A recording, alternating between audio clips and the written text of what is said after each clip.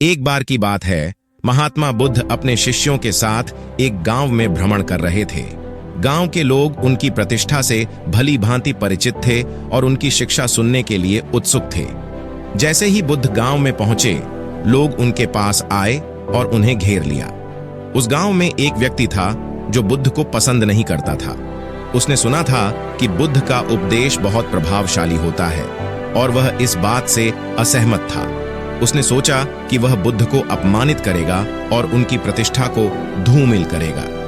जब बुद्ध गांव के मुख्य चौक पर उपदेश दे रहे थे, वह व्यक्ति भीड़ में से उठ खड़ा हुआ और जोर जोर से गालियां देने लगा। उसने बुद्ध को अपमानित करने के लिए हर संभव प्रयास किया, लेकिन बुद्ध शांत और स्थिर खड़े रहे, जैसे कुछ हुआ ही नहीं। उस व्यक्ति ने देखा कि उसकी गालियां बुद्ध पर कोई असर नहीं डाल रही हैं।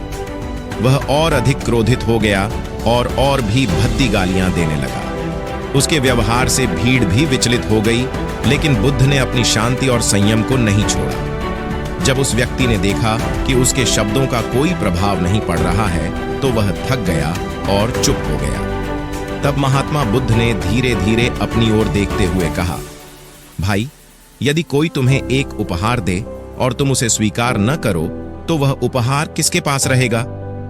वह व्यक्ति थोड़ी देर के लिए हतप्रभ रह गया और फिर धीरे से बोला, अगर कोई उपहार स्वीकार नहीं करता, तो वह उस व्यक्ति के पास ही रहता है जिसने उसे दिया है।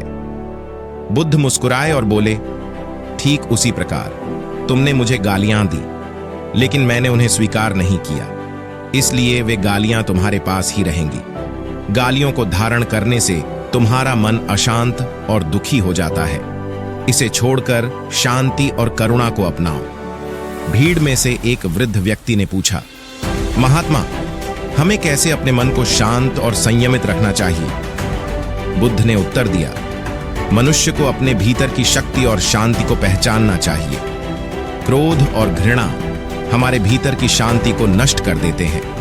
यदि हम इन नकारात्मक भावनाओं को छोड़कर प्रेम, करुणा और क्षमा को अपनाते हैं, तो हमारा मन शांत और स्थिर हो जाता है। यह हमारी आत्मा को सच्ची शांति प्रदान करता है। इस घटना के बाद वह व्यक्ति बुद्ध के चरणों में गिर पड़ा और उनसे क्षमा याचना की। बुद्ध ने उसे उठाया और कहा, क्षमा तो तुम्हें स्वयं को करनी चाहिए। जब तुम अपने भीतर की शांति को पहचान लोगे, तब तुम्हें किसी और से क्षमा मांगने की आवश्यकता नहीं रहेगी। इस घटना के बाद गांव के लोगों ने महात्मा बुद्ध की शिक्षाओं को और भी गहराई से समझा और उनके मार्गदर्शन में चलने का संकल्प लिया। इस कहानी से यह शिक्षा मिलती है कि क्रोध और घृणा को त्याग कर शांति, प्रेम और करुणा को अपनाकर ही हम सच्चे सुख और शांति को प्राप्त कर सकते हैं।